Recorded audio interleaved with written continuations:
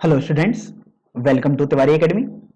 तो देखिए, अब हम प्रश्नावली 13.6 को प्रारंभ करते हैं। सबसे पहले प्रश्न पर यहां पर हम बढ़ते हैं।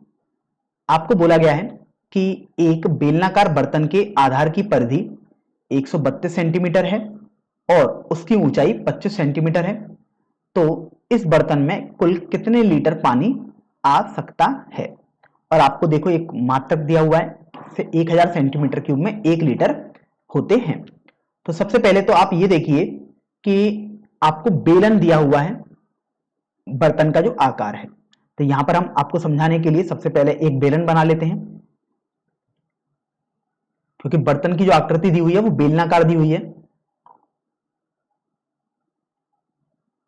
तो देखिए आपके पास कुछ इस तरीके से ये आकृति होगी बर्तन की, बेलनाकार।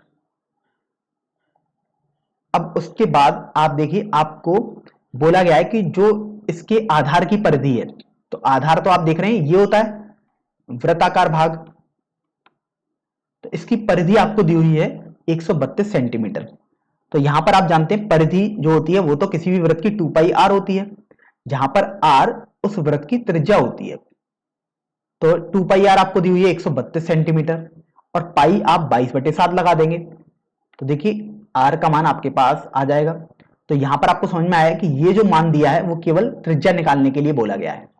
तो देखिए आपके पास 22 से यदि आप इस 132 को कैंसिल करोगे तो 6 बार कैंसिल हो गया। तो आर देखिए आपके पास आ जाएगा 6 गुणा 7/2, क्योंकि देखो 7 भाग में था तो गुणा में हो गया, 2 गुणा में था इधर तो इधर भाग में आ गया। तो 2 से 6 देखो 3 बार कैंसिल हो गया। तो इस तरीके से आर का मान आपके पास 21 आ जाएगा और मात्रक सेंटीमीटर हो जाएगा, क्योंकि परिधि सेंटीमीटर में दी हुई है। तो आपने देखा कि त्रिज्या तो आपने निकाल ली कि जो इसका वृत्ताकार भाग होगा आधार, उसकी त्रिज्या 21 सेंटीमीटर हो जाएगी। अब बोला गया कि जो ऊंचाई है वो 25 सेंटीमीटर है। तो हम ऊंचाई समझ लेते हैं कि बेलन की ऊंचाई का मतलब क्या है। बेलन की ऊंचाई ये वाली दूरी होती है। तो ये आपको h अर्थात दिया हुआ है यहां पर देखिए 25 सेंटीमीटर। अब आपके पास r पता है और h पता है। तो अब आपको बोला गया कि आखिर कितने लीटर हम इसमें पानी रख सकते हैं। तो हमने आपको बताया था कि जब भी लीटर आ जाए तो समझ जाना कि आपके पास आयतन है, क्योंकि लीटर आयतन का मात्रक होता है। हम आयतन को लीटर में भी मापते हैं। तो बेसिकली आपसे ये पूछा गया है कि हम इसमें कितना पानी ला सकते हैं या इसमें कुल कितना आयतन पानी आ सकता है। तो इसका मतलब आपको बेलन का आयतन पता होना चाहिए। तो यहां पर हम आपके पास फॉर्मूला लिख रहे हैं, ये फॉर्मूला आपको कंठस्थ होना ही चाहिए। तो देखिए बेलन का आयतन ये आपके पास होता है पाई आर स्क्वायर एच के बराबर। तो आप इसका प्रयोग करेंगे। चलिए, तो यहां पर आपको बोला गया है कि कितने लीटर पानी आ सकता है, अर्थात आपको आयतन निकालना है। तो यहां पर आप लिखेंगे कि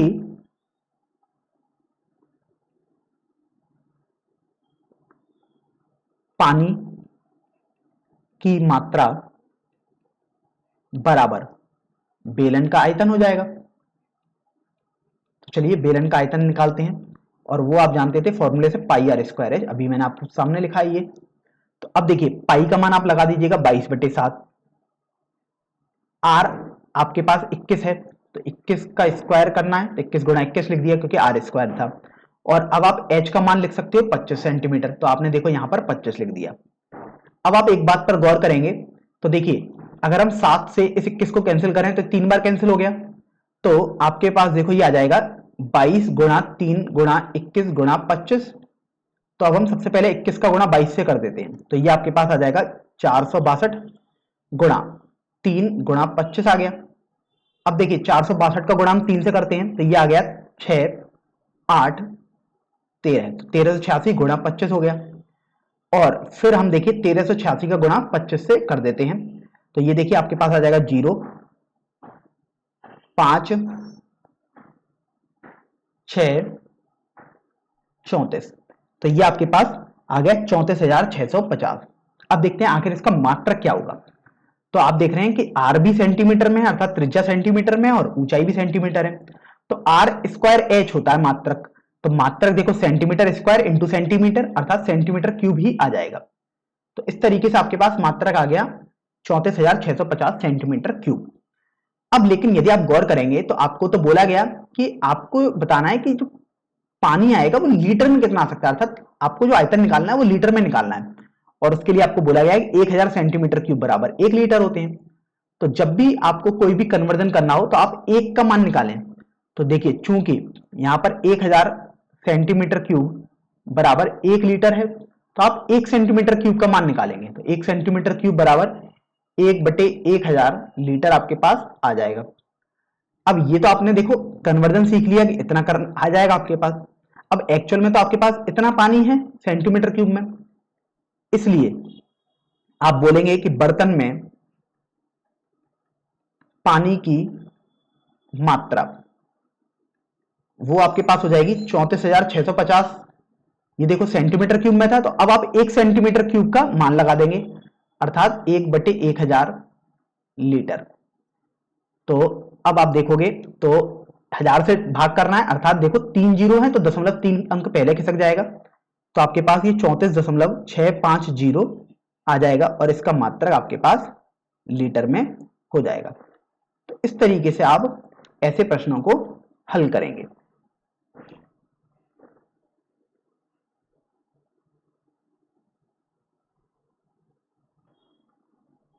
अब देखिए प्रश्न संख्या 2 को हल करेंगे। यहां पर आपको बोला गया कि लकड़ी के एक बेलनाकार पाइप का आंतरिक व्यास 24 सेंटीमीटर है और बाहरी व्यास 28 सेंटीमीटर है, तथा इस पाइप की लंबाई आपको बोली गई है 35 सेंटीमीटर। फिर आपको बोला गया है कि इस पाइप का द्रव्यमान ज्ञात कीजिए यदि 1 सेंटीमीटर क्यूब लकड़ी का द्रव्यमान 0.6 ग्राम है। तो सबसे पहले तो यहां पर देखिए हम इसका चित्र बना लेते हैं ताकि आपको यह प्रश्न काफी आसानी से समझ में आ जाए। तो देखिए आपने एक ये बेलनाकार पाइप बना लिया, यहां पर हमने इतना बड़ा पाइप नहीं लिया है क्योंकि पाइप स्वाभाविक सी बात है कुछ लंबाई दी हुई है, लेकिन हमने आपको केवल दिखाने के लिए समझाने के लिए कुछ ऐसी आकृति बनाई। तो ये आपके पास देखो लकड़ी का पाइप आ गया। अब बोला गया है कि आंतरिक व्यास और बाहरी व्यास दोनों हैं यहां पर, इसका मतलब आपके पास एक बेलन और बनना होगा। तो चलिए एक बेलन हम और बना लेते हैं।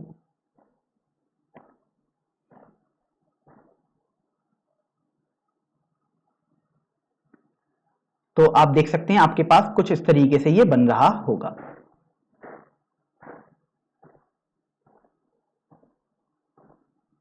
तो अब ये देखो यहां पर केंद्र होगा, चाहे आप हरे वाले बेलन का देखो चाहे लाल वाले बेलन का देखो, तो ये जो दूरी होगी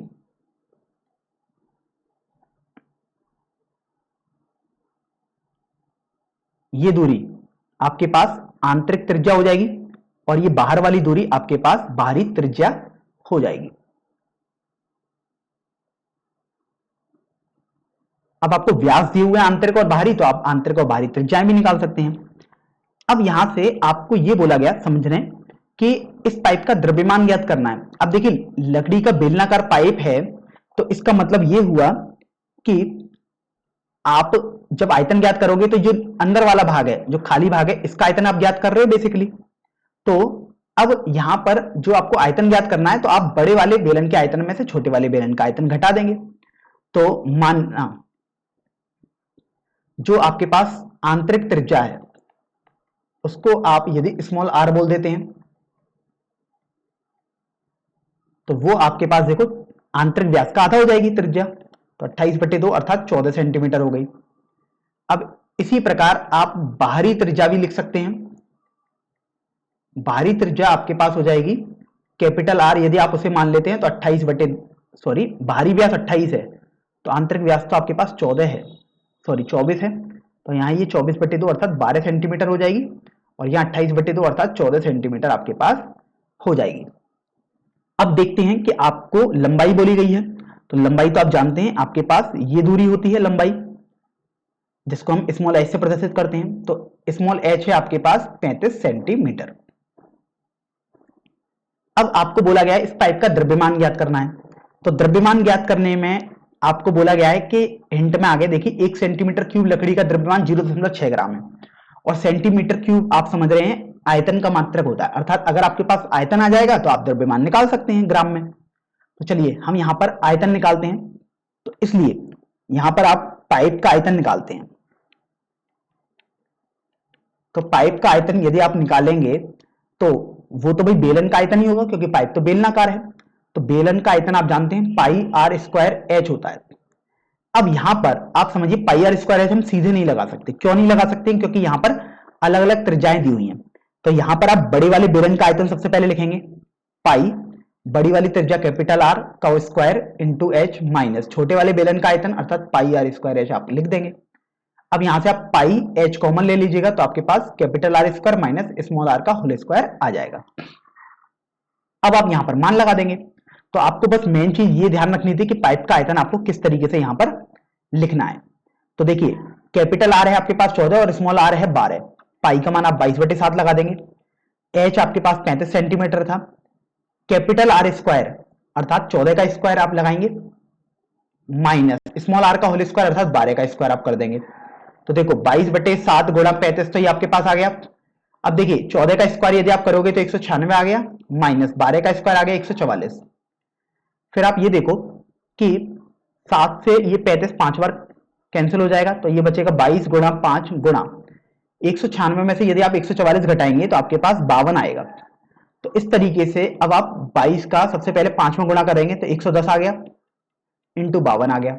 तो 110 का पहाड़ा हो सकता है ना याद हो, तो 11 का पहाड़ा आपको याद होगा। तो जीरो मैंने ये वाला लगा दिया यहां पर। अब 11 का पहाड़ा पढ़ते हैं अर्थात 11 का गुणा 52 में करते हैं, तो ये आएगा 2 और ये आ गया 57।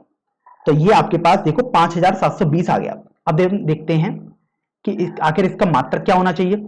तो इसका मात्रक आप देख रहे हैं जो आर और एच सब कुछ है वो सब सेंटीमीटर में चल रहा है, इसलिए मात्रक जो होगा वो सेंटीमीटर क्यूब में आ जाएगा। तो आपने देखो पाइप का आयतन तो निकाल दिया जो कि आपके पास 5720 सेंटीमीटर क्यूब आया है।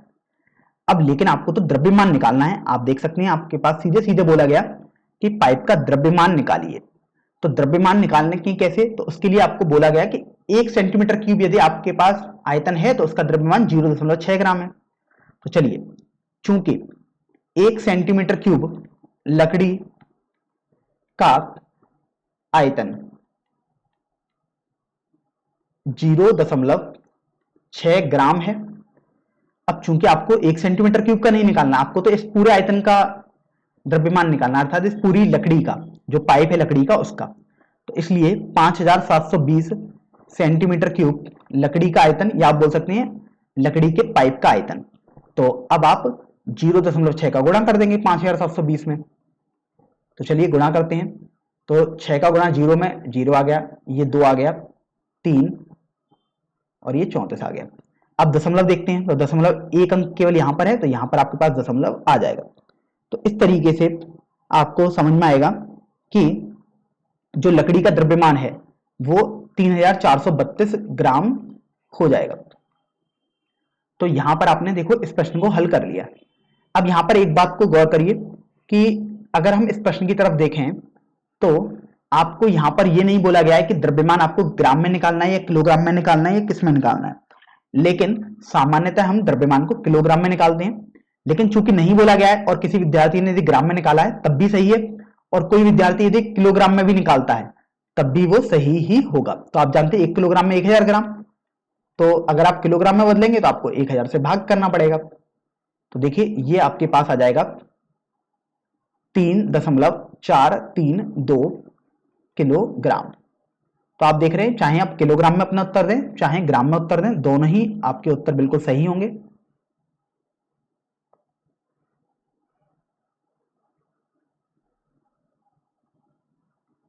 अब देखिए प्रश्न संख्या 3 की ओर आ जाते हैं। यहां पर बोला गया कि एक सॉफ्ट ड्रिंक 2 प्रकार के पैकों में उपलब्ध है। पहला वाला पैक दिया हुआ है आपको कि लंबाई जब 5 सेंटीमीटर हो, चौड़ाई 4 सेंटीमीटर वाले एक आयताकार आधार का टिन का डिब्बा जिसकी ऊंचाई 15 सेंटीमीटर है।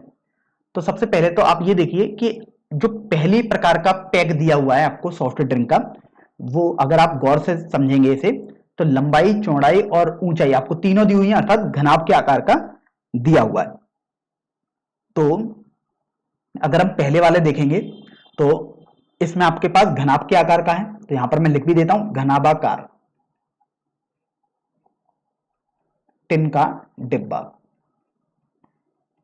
अगर घनाभाकार टिन का डिब्बा है तो लंबाई चौड़ाई ऊंचाई है यहां पर। तो देखिए लंबाई आपके पास दी हुई है L अर्थात 5 सेंटीमीटर, बी अर्थात चौड़ाई दी हुई है 4 सेंटीमीटर और ऊंचाई आपके पास दी हुई है एच 15 सेंटीमीटर।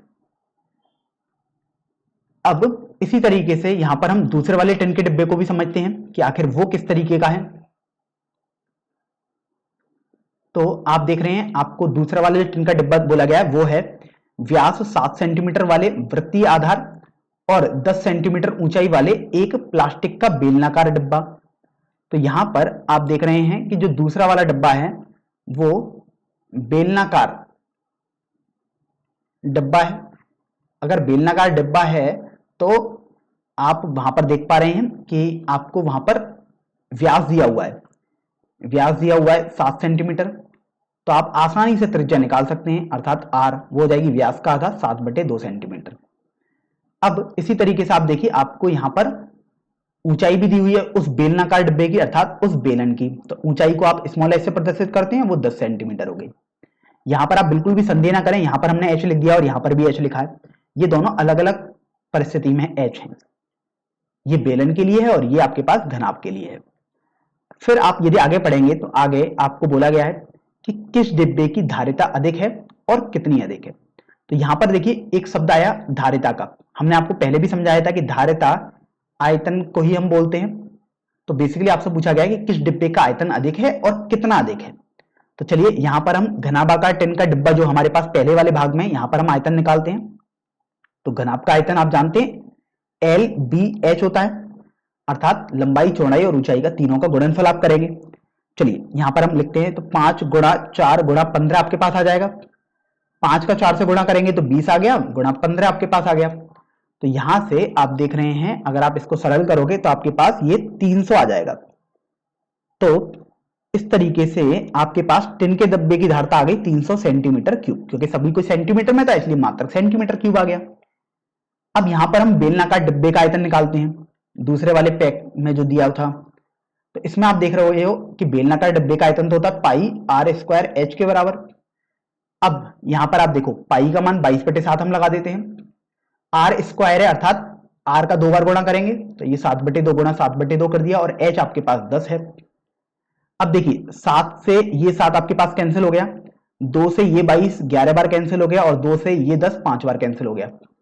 तो इस तरीके से 11 गुणा 7 गुणा 5 आपके पास बचा है। अब देखिए 11 गुणा 7 यदि आप करेंगे तो 77 अर्थात 77 आ गया, गुणा 5 आप करो।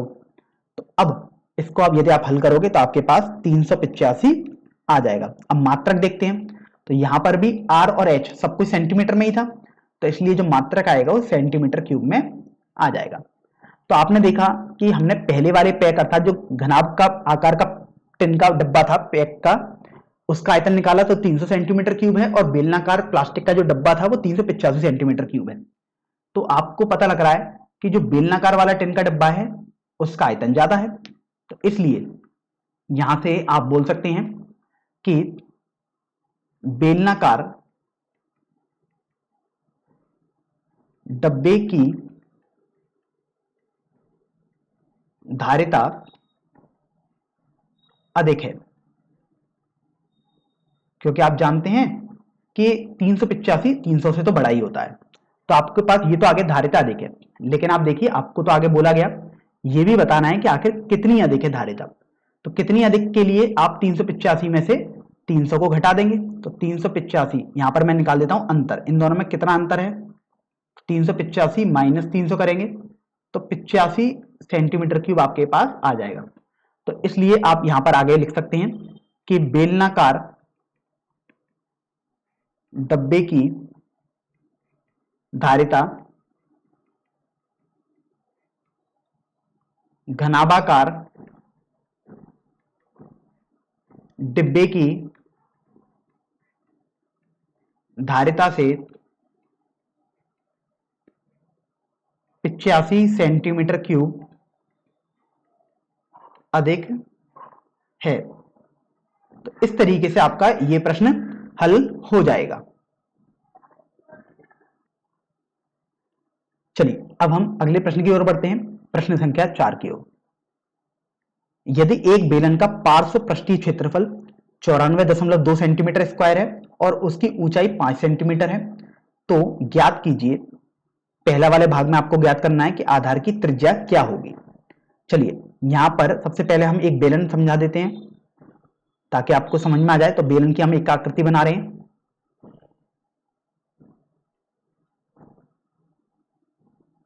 ये देखिए हमने एक बेलन बना दिया। अब वैसे तो हमने आपको पहले भी समझाया पुरानी प्रश्नावलियों में कि पार्श्व पृष्ठीय क्षेत्रफल क्या होता है। पार्श्व पृष्ठीय क्षेत्रफल का मतलब होता है वक्र पृष्ठीय क्षेत्रफल। तो यहां पर आपको वक्र पृष्ठीय क्षेत्रफल दिया हुआ है और वो वक्र पृष्ठीय क्षेत्रफल आपके पास 94.2 सेंटीमीटर है। और यहां पर आपके पास ऊंचाई दी हुई है अर्थात स्मॉल h जो कि 5 सेंटीमीटर है इस बेलन की ऊंचाई। तो ये आपके पास ऊंचाई होती है स्मॉल h और ये आपके पास त्रिज्या होती है। अब यहां से आप समझ सकते हैं कि जो वक्र पृष्ठीय क्षेत्रफल होता है वो तो 2 पाई आर एच के बराबर होता है। तो इसलिए 2 पाई आर एच ये आपके पास 94.2 हो गया। अब आप मान लगाएंगे। देखिए आर तो आपको निकालना है अर्थात आधार की त्रिज्या, तो आर को तो आप ऐसे ही लगा रहने देंगे। तो 2 पाई का मान 22/7 इंटू आर को आपने ऐसे ही लिखा रहने दिया। अब यहां पर देखिए पाई का मान आपको बोल दिया गया है कि 3.14 लेना है आपको। तो आप यहां पर 22/7 नहीं लेंगे, 3.14 ही लेंगे। यहां पर आपके पास कोई भी विकल्प नहीं है, जब सीधे ही बोल दिया गया तो आप उतना ही लेंगे। आर आप ऐसे लिख देंगे और h आप देख सकते हैं 5 सेंटीमीटर है तो आपने यहां पर 5 लिख दिया बराबर 94.2 आ गया। तो यहां से आपको तो r निकालना है।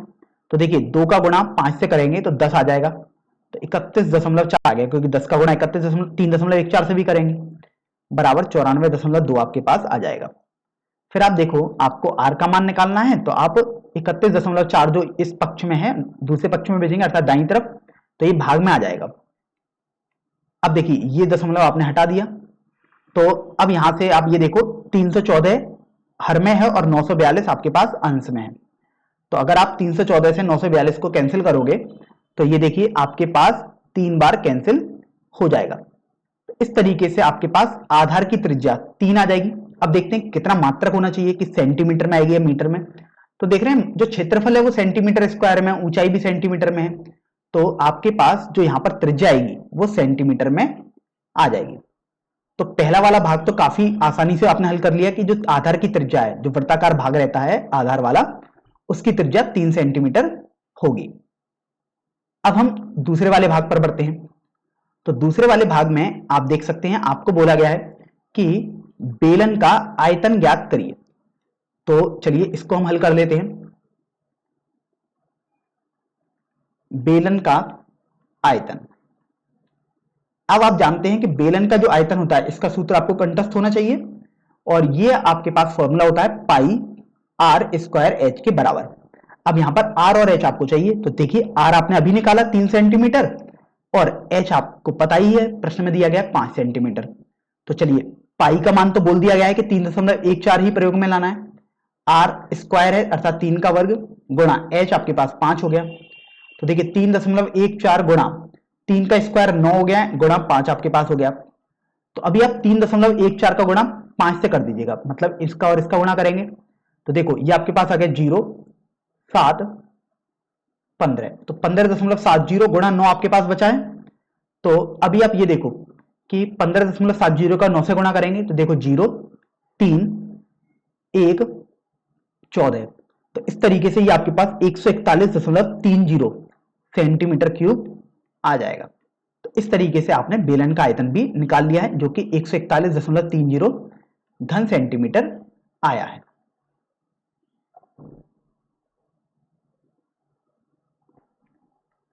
प्रश्न संख्या 6 को अब हम पढ़ लेते हैं।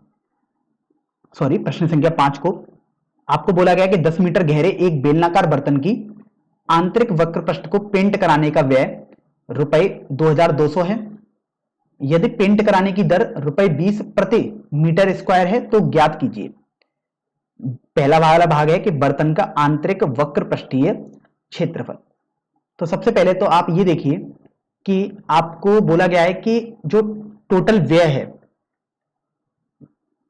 बर्तन का वो 2200 रुपए है और बर्तन की आकृति आप देख रहे हैं तो आपके पास बेलन आकार दी हुई है, अर्थात बेलनाकार जो बर्तन है उसकी वक्र पृष्ठ को पेंट कराने का व्यय दिया हुआ है, मतलब वक्र पृष्ठ आप सबसे पहले निकालेंगे।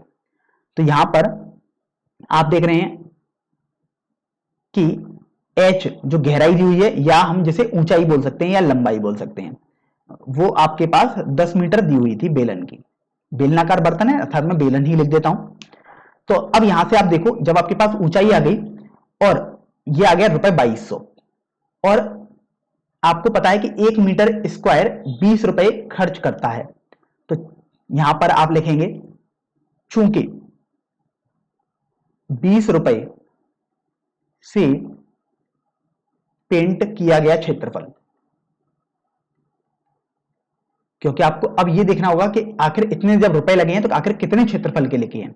तो सबसे पहले तो आप लिखेंगे जो दर है, तो 20 रुपए से पेंट किया गया क्षेत्रफल आपके पास 1 मीटर स्क्वायर है, तो आप तो पहले 1 रुपए से पेंट किए गए क्षेत्रफल का मान निकालेंगे। तो इसलिए 1 रुपए से देखते हैं कि आखिर कितना क्षेत्रफल आप पेंट कर सकते हैं, तो 1/20 मीटर स्क्वायर हो जाएगा। लेकिन आपके पास जो रुपए लगे हैं वो तो 2200 रुपए लगे हैं, तो इसलिए यहां पर आप 2200 रुपए से देखेंगे कि आखिर कितना क्षेत्रफल पेंट किया गया होगा, तो 1/20 गुणा 2200 आप यहां पर लिख देंगे।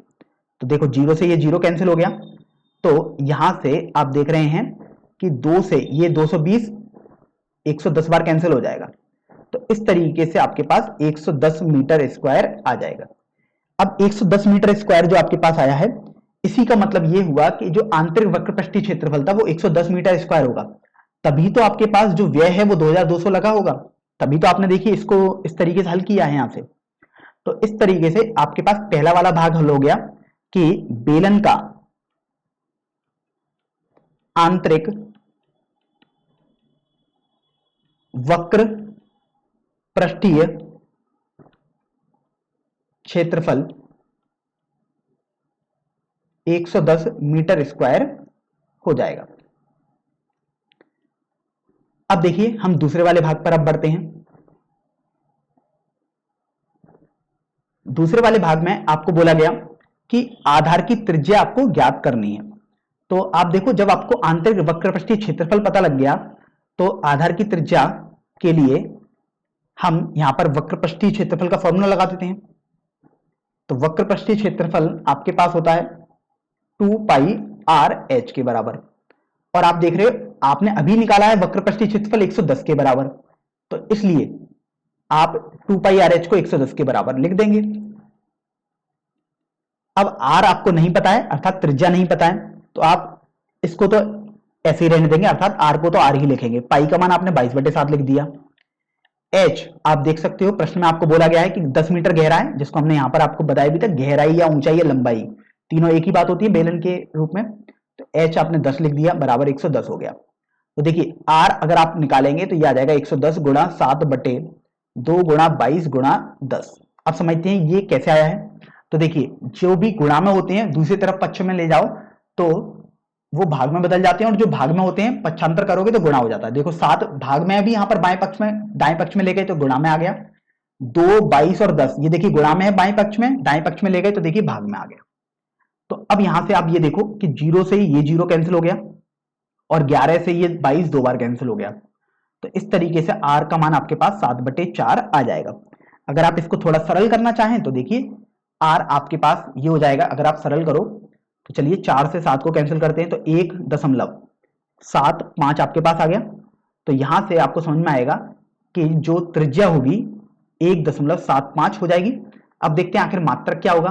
तो आप देखो सब कुछ आपके पास मीटर स्क्वायर या मीटर कुछ ऐसी मापे हैं, तो यहां पर आपके पास जो मात्रक होगा वो मीटर आ जाएगा।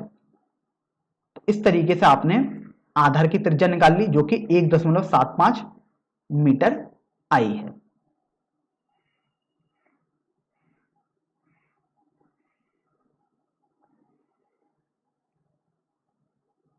चलिए अब हम अगले वाले भाग पर बढ़ते हैं, तीसरे वाले भाग पर। यहां पर आपको बोला गया कि बर्तन की धारिता अब आपको ज्ञात करनी है। देखिए हमने आपको बताया था कि धारिता का मतलब होता है बर्तन का बेसिकली आयतन ज्ञात करना है कि आखिर उसमें कितना पानी आ सकता है, उसकी कितनी क्षमता है, पानी या दूध जो भी आप भरना चाहें, तो बेसिकली आपको आयतन ज्ञात करना है। तो चलिए यहां पर बर्तन की धारिता हम निकालते हैं, और आप जानते हैं जो धारिता होगी वो तो बेलन के आयतन के बराबर होगी, क्योंकि धारिता का मतलब ही आयतन होता है। और बेलन का आयतन आप जानते हैं ये होता है पाई आर स्क्वायर एच के बराबर, ये आपको कंठस्थ होना चाहिए। तो चलिए अब आप यहां पर मान लगाएंगे, तो पाई का मान 22/7, आर आप देख सकते हो 1.75 है, तो 1.75 गुणा 1.75 कर दिया, और एच आपके पास 10 मीटर दिया हुआ था प्रश्न में पहले से ही। तो ये आपके पास जब हो गया तो इसको थोड़ा सरल करेंगे अब हम। तो देखिए 7 से 1.75 को यदि हम कैंसिल करें तो 0.25 आपके पास आ गया। तो देखिए 22 गुणा 0.25 गुणा 1.75 गुणा 10, ये आपके पास आ गया। अब देखिए 22 का गुणा हम 0.25 से करते हैं, तो बेसिकली 22 का गुणा आप 25 से करेंगे और दशमलव बाद में हम देख लेंगे कि कहाँ आएगा। दशमलव लगाना तो आसान होता ही है। तो देखिए ये आ जाएगा 0 और ये 550। अब देखिए दशमलव आप लगाओगे तो 2 अंक बाद लगा दोगे, तो यहाँ पर आपके पास दशमलव आ गया। गुणा, जब इसका गुणा करेंगे तो आपके पास ये आ जाएगा 17.5 अर्थात 17.5 आ गया। अब आपको 5.5 का गुणा 17.5 से करना है, तो चलिए इसका हम गुणा करते हैं। तो 55 गुणा 5, ये आपके पास 275 आ गया, 27 हासिल का। ये देखिए आपके पास आ जाएगा 296, और देखिए ये वाला 0 तो यहां पर ये 0 आ गया। अब यहां पर देखते हैं कि दशमलव कहां आएगा, तो देखिए 2 अंक तो ये है और 1 अंक ये है, तो दशमलव यहां पर आपके पास आ जाएगा। तो इस तरीके से आपके पास बेलन की धारिता भी आ गई है, जो कि आई है 96.250 मीटर क्यूब।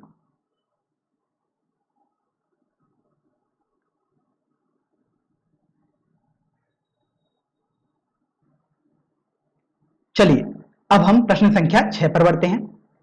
यहां पर आपको बोला गया है कि ऊंचाई 1 मीटर वाले एक बेलनाकार बर्तन की धारिता 15.4 लीटर है। इसको बनाने के लिए कितने वर्ग मीटर धातु की शीट की आवश्यकता होगी। तो सबसे पहले तो आप ये समझिए कि आपके पास धारिता दी हुई है अर्थात आयतन दिया हुआ है। तो चलिए हम सबसे पहले तो धारिता लिख लेते हैं। ये आपके पास है 15.4 लीटर। अब यहां से आप देख रहे हैं कि ये जो धारिता है अर्थात जो आयतन है वो लीटर्स में है, लेकिन जब आप ऊंचाई और त्रिज्या वगैरह फॉर्मूला में लगाएंगे तो वो मीटर क्यूब या सेंटीमीटर क्यूब कुछ इस तरीके से आता है। तो इसके लिए आप इस लीटर को मीटर क्यूब में बदलेंगे। तो आप जानते हैं 1000 लीटर बराबर 1 मीटर क्यूब होता है, इसलिए 1 लीटर बराबर आपके पास 1/1000 मीटर क्यूब आएगा। तो अब ये देखो आप इसको चेंज करोगे तो आपको यहां पर लीटर लिखा हुआ है, इसकी जगह 1/1000 लिख देंगे और ये आपके पास मीटर क्यूब आ जाएगा। तो इस तरीके से जब आप इसको सरल करोगे तो आपके पास 0.0154 मीटर क्यूब आ जाएगा, अर्थात आपके पास आयतन आ गया उस बेलनाकार बर्तन का, या हम बोल सकते हैं बेलन का एक तरीके से। अब बेलन का आयतन तो आप एक तरीके से और भी लिख सकते हैं फॉर्मूले के हिसाब से, जो कि फॉर्मूला आपके पास होता है पाई आर स्क्वायर एच। यहां पर आपको देख सकते हैं एच दिया गया है 1 मीटर। तो अभी देखिए ये जो आयतन है वो तो 0.0154 के बराबर होना चाहिए। तो चलिए हम इसको बराबर करते हैं। तो पाई आर स्क्वायर एच बराबर 0.0154 ये आपके पास हो जाएगा। तो इस तरीके से आप देखेंगे कि आपके पास पाई का मान 22/7 हो गया इंटू आर स्क्वायर, आर तो आपको पता ही नहीं है तो आप इसको तो ऐसे ही रहने देंगे, इंटू एच, एच की जगह आप 1 लगा दोगे, 0.0154 आपने दाहिनी तरफ लिख ही दिया। फिर आप देखेंगे कि अगर हम इन दशमलव को हटाएं तो देखिए हटाओगे तो आपके पास 4 जीरो आ जाएंगे, क्योंकि दशमलव के बाद 4 अंक है, तो ये हटा भी दिया आपने। अब देखिए 22 से अगर आप इसको थोड़ा सरल करोगे अर्थात कैंसिल करोगे तो 7 बार कैंसिल हो जाएगा, क्योंकि 22 × 7 154 होता है। तो इस तरीके से आर स्क्वायर आपके पास आ जाएगा 7 × 7, आपने इस 7 को पक्षांतर किया दाहिनी तरफ और यहां पर आ गया 10,000। तो अब आपको आर निकालना होगा, मतलब आपको दाहिनी तरफ जो संख्या लिखी हुई है उसका वर्गमूल लेना होगा। तो चलिए वर्गमूल लेते हैं। तो आपके पास देखिए आर आ जाएगा 7/100। तो आपके पास आर आ गया 7/100 और मात्रक मीटर हो जाएगा। अब चूंकि आपके पास आर आ गया तो अब आप ये देखो कि आपको बोला गया कितने वर्ग मीटर धातु की शीट की आवश्यकता होगी और आपको बेलनाकार बर्तन बनाना है। तो देखिए, अगर आपको बेलनाकार बर्तन बनाना है तो आप जानते हैं कि आपको, देखो मैं यहां पर एक बेलनाकार बर्तन बना के भी दिखा देता हूं ताकि आपको ढंग से सब चीजें क्लियर हो जाएं। तो ये मान लीजिएगा एक बेलनाकार हम बर्तन बना रहे हैं।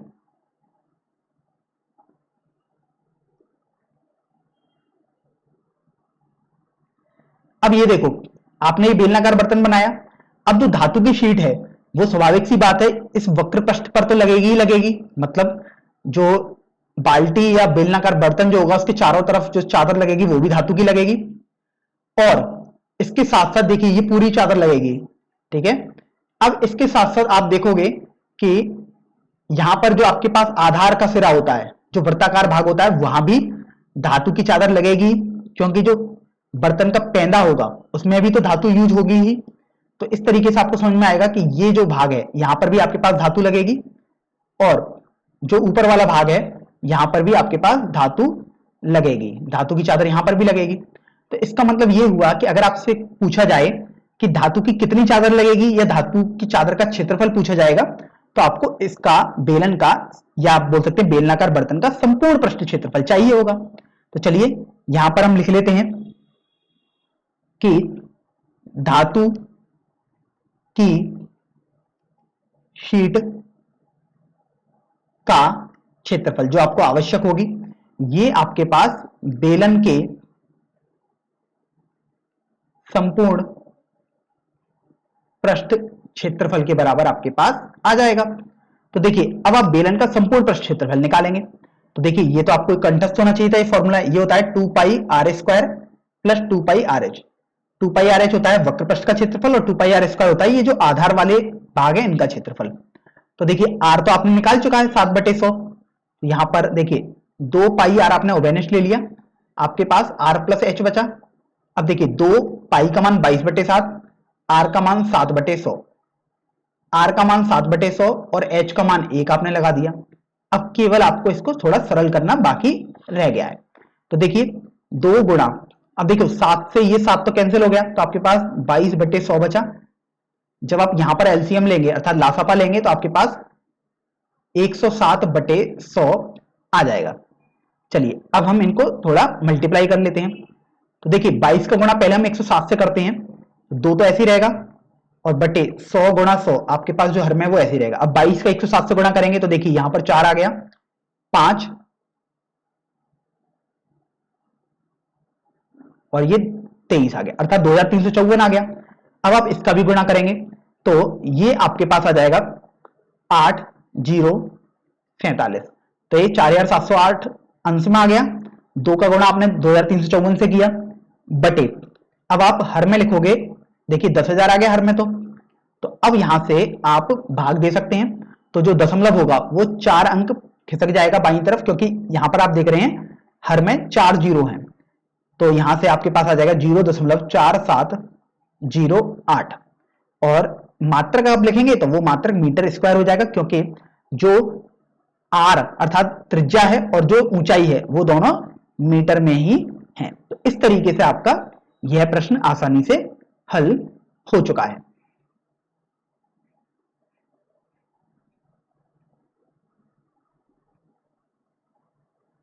अब देखिए हम अगले प्रश्न की ओर बढ़ते हैं। प्रश्न संख्या 7 में बोला गया कि शीशे की एक पेंसिल, लेड पेंसिल, लकड़ी के एक बेलन के अभ्यंतर में ग्रेफाइट से बने ठोस बेलन को डालकर बनाई गई है। तो यहां पर सबसे पहले तो हम समझ लेते हैं कि आपको बोला गया है कि जो शीशे की पेंसिल है, शीशा यहां पर ये मिरर वाला नहीं है जिसमें हम अपना चेहरा देखते हैं, ये शीशा आपने रसायन विज्ञान में एक पदार्थ पढ़ा होगा जो कि होता है पीबी, लेड बोलते हैं जिसे हम, वो है। तो उसकी एक पेंसिल है जो लकड़ी के एक बेलन के अभ्यंतर में ग्रेफाइट से बने ठोस बेलन को डालकर बनाई गई है। फिर आप देख रहे हैं आपको बोला गया कि पेंसिल का व्यास 7 मिलीमीटर है और ग्रेफाइट का व्यास 1 मिलीमीटर है।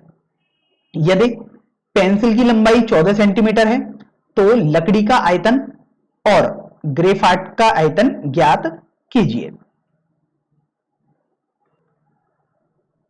तो देखिए सबसे पहले तो आप देख सकते हैं कि पेंसिल में जो लकड़ी लगी हुई है उसका व्यास आपको दिया हुआ है 7 मिलीमीटर। पेंसिल का व्यास मतलब जो पेंसिल की लकड़ी है उसका व्यास आपको दिया हुआ है।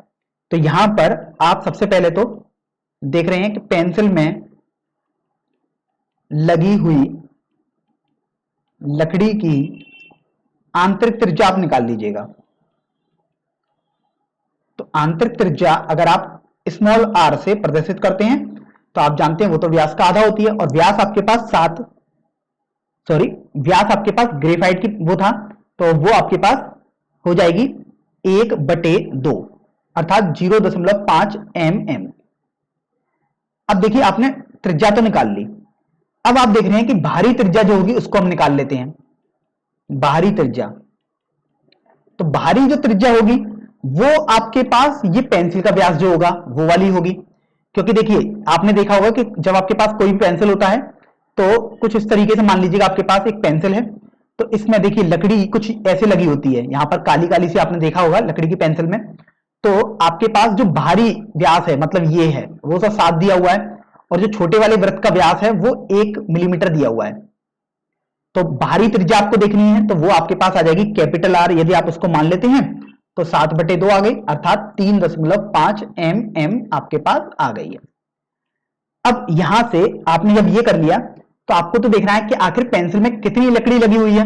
तो देखिए लकड़ी तो अगर मैं इसको ऐसे करके देखूं तो लकड़ी तो केवल इस वाले भाग में है, देख सकते हैं मैं इसको शेडेड करके बना रहा हूं, लकड़ी केवल इन वाले भागों में आपके पास बची है। तो यदि ये आपको पास क्षेत्रफल निकालना है तो वो क्षेत्रफल तो आपके पास आप बाहर वाले बेलन का आयतन निकालोगे माइनस छोटे वाले बेलनाकार भाग का आयतन निकालोगे तो वो आपके पास आ जाएगा।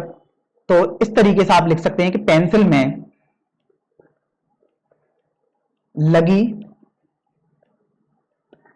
लकड़ी का आयतन, पेंसिल में लगी लकड़ी का आयतन यदि आप निकालेंगे तो देखिए बाहर वाले बेलन का आयतन लिखिए तो पाई कैपिटल आर का होल स्क्वायर इंटू एच आपने लिख दिया, क्योंकि बाहरी त्रिज्या कैपिटल आर थी, माइनस छोटे वाले बेलन का आयतन लिखोगे तो स्मॉल आर का होल स्क्वायर इंटू एच लिख दिया आपने। अब यहां से आप देख रहे हैं कि पाई गुणा एच ये आपके पास ओबेनिस्ट आ गया, कोष्टक में रह जाएगा capital R square minus small R square. अब आप यहां से ये देखो कि हम यहां पर मान लगाते हैं, तो पाई का मान तो आप 22/7 लगा दीजिएगा इंटू, अब देखिए एच का मान यहां से हम लगा देते हैं, पेंसिल की लंबाई आपको बोली गई है 14 सेंटीमीटर है। इसका मतलब आप देख रहे हैं कि अगर आपके पास कुछ इस तरीके से ये पेंसिल है तो ये लंबाई आपके पास 14 सेंटीमीटर दी हुई है, तो ये एच आपने 14 लगा दिया सेंटीमीटर में। फिर आपने देखा कि देखो ये जो त्रिज्या है स्मॉल आर और जो कैपिटल आर है वो तो मिलीमीटर में है और यहां पर सेंटीमीटर में, तो हम हर किसी को यदि सेंटीमीटर में बनाएं तो इसको भी हम चेंज करते हैं, तो इसमें हम 10 से भाग दे देंगे तो आपके पास ये सेंटीमीटर में आ जाएगा, तो 0.05 सेंटीमीटर आ गई। इसी तरीके से ये आपके पास 0.35 सेंटीमीटर आ जाएगा। तो अभी आप ये देखो यदि ये आपके पास आ गया तो यहां से h भी आ गया। अब कैपिटल आर स्क्वायर लिखते हैं तो 0.35 का होल स्क्वायर आप करेंगे माइनस स्मॉल आर का होल स्क्वायर अर्थात 0.05 का होल स्क्वायर आप करेंगे। अब तो आप देखो 7 से अगर ये 14 को कैंसिल करेंगे तो आपके पास 2 बार कैंसिल हो गया, तो 22 गुणा 2।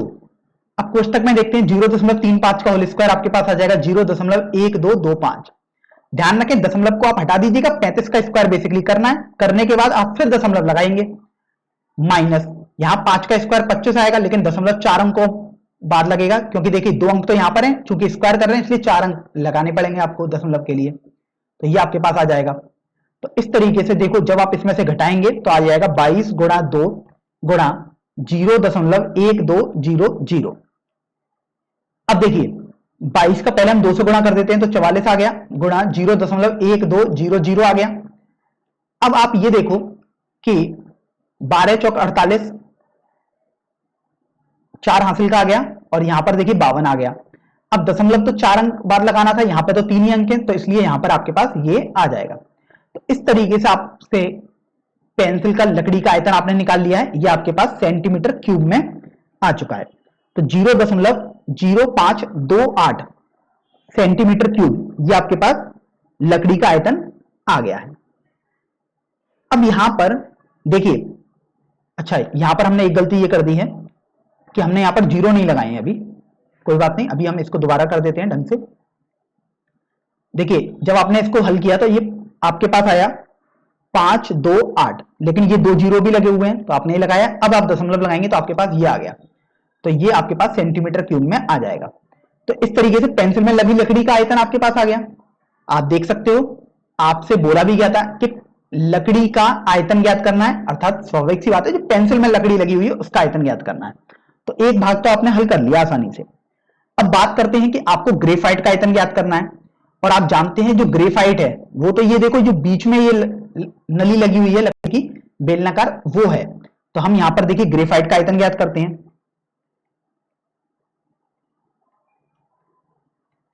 तो उसके लिए आपको छोटे वाले बेलन का आयतन बेसिकली ज्ञात करना है। तो वो आपके पास हो जाएगा पाई स्मॉल आर का होल स्क्वायर गुणा एच। पाई का मान 22/7, स्मॉल आर आप देख सकते हैं आपके पास 0.05 है सेंटीमीटर में, तो यहां पे 0.05 गुणा 0.05 आपने लिख दिया। और जो एच है अर्थात जो ऊंचाई है आप बोल सकते हैं लंबाई है उस लकड़ी की पेंसिल की, वो 14 है सेंटीमीटर में। तो अभी आप ये देखो कि 7 से अगर हम इस 14 को कैंसिल करेंगे तो 2 बार कैंसिल हो गया। अब देखिए 22 का गुणा 0.05 से करेंगे तो ये आपके पास कुछ इस तरीके से आ जाएगा 1.10 गुणा 2 का गुणा 0.05 से करेंगे तो आपके पास 0.10 आ जाएगा। तो बेसिकली अब आप देखिए आपको बेसिकली 10 का गुणा करना है 110 से, दशमलव तो हम बाद में भी देख लेंगे कि एडजस्ट कैसे किए जाएंगे। तो ये आपके पास आ जाएगा 110 और ये आ गया। अब देखो 2 अंक यहां पर हैं, 2 अंक यहां पर है, तो दशमलव आपके पास कुछ यहां पर लगेगा। तो इस तरीके से आपके पास ग्रेफाइट का आयतन भी आ गया है 0.1100 सेंटीमीटर क्यूब। और आपने देखो लकड़ी का आयतन भी निकाल लिया जो कि आया था 5.2800 सेंटीमीटर क्यूब।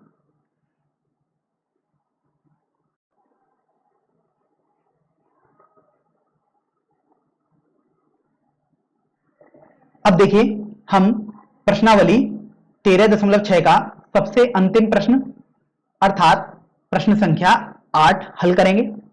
चलिए इस प्रश्न को अब हम पढ़ लेते हैं। एक अस्पताल अर्थात हॉस्पिटल के एक रोगी को प्रतिदिन 7 सेंटीमीटर व्यास वाले एक बेलनाकार कटोरे में सूप दिया जाता है। फिर आपको बोला गया है कि यदि यह कटोरा सूप से केवल 4 सेंटीमीटर ऊंचाई तक भरा जाता है तो इस अस्पताल में 250 रोगियों के लिए प्रतिदिन कितना सूप तैयार किया जाएगा। तो सबसे पहले तो देखिए यहां पर हम एक आकृति बना लेते हैं आपको समझाने के लिए बेलनाकार कटोरे की, अर्थात एक तरीके से हम बेलन की आकृति बना लेते हैं। तो देखिए मान लीजिएगा ये आपके पास बेलनाकार कटोरा है।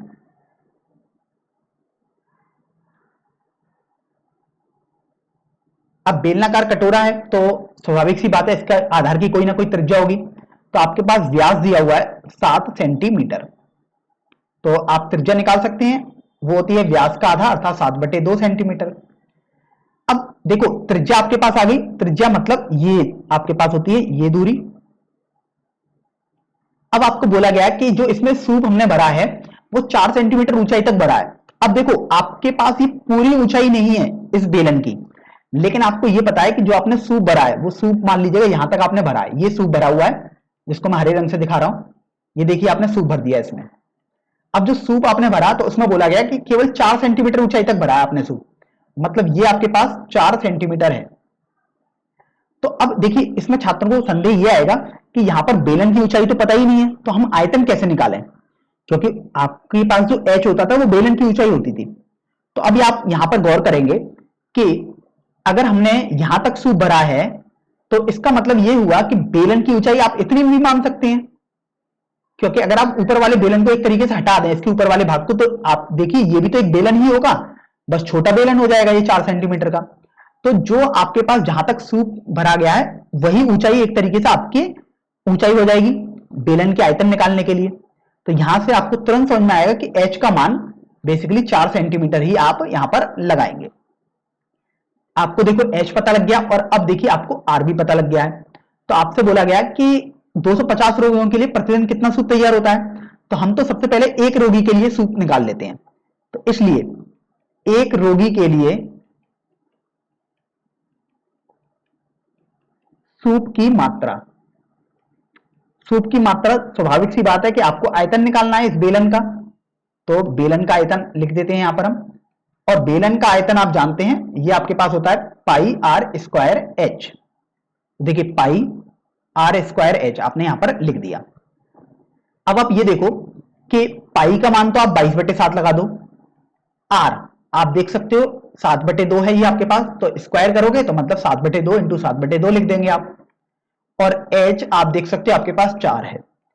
फिर आप गौर करेंगे तो देखो, एक 7 से ये वाला 7 कैंसिल हो गया, 2 से ये 4 2 बार कैंसिल हो गया, और इस 2 से ये 2 कैंसिल हो गया, तो आपके पास केवल 22 गुणा 7 बचा है। अर्थात जब इसको हल करोगे तो 154 आ जाएगा और मात्रक सेंटीमीटर क्यूब आ जाएगा, क्योंकि त्रिज्या भी सेंटीमीटर है और ऊंचाई भी सेंटीमीटर में है। तो आपके पास देखा एक रोगी के लिए सूप कितना लगेगा वो आपको पता लग गया, लेकिन आपको तो बोला गया 250 रोगियों के लिए निकालना है आपको, तो इसलिए 250 रोगियों के लिए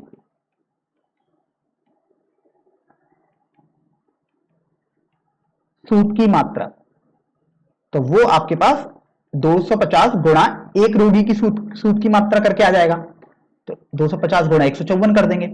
अब आप यहां पर देखिए गुणा कर देंगे तो जीरो तो आपने लगा दिया, ये वाला 25 का एक तरीके से आपको पहाड़ा पड़ना है, तो 25 चौका 100, 10 हासिल के, 25 गुणा 5 125 और 10 135, 13 हासिल के, और ये देखिए 38 आ गया। तो इस तरीके से आपके पास आ गया 38,500 सेंटीमीटर क्यूब। सूप आपको इतना बनाना पड़ेगा 250 रोगियों के लिए। अब यहां पर कुछ छात्र इसको लीटर में भी दर्शा सकते हैं या मीटर क्यूब में भी दर्शा सकते हैं, तो ये पूरा आपके ऊपर निर्भर करता है कि आप इसको सेंटीमीटर क्यूब में दर्शाना चाहते हैं या मीटर क्यूब में या लीटर में, क्योंकि आप देख सकते हैं प्रश्न में आपको कहीं भी नहीं बोला गया है कि आपको लीटर में बताना है या सेंटीमीटर क्यूब में या मीटर में। तो ये पूरा आप पर निर्भर करता है कि आप किस तरीके से अपना उत्तर देना चाहते हैं। सभी उत्तर आपके सही माने जाएंगे।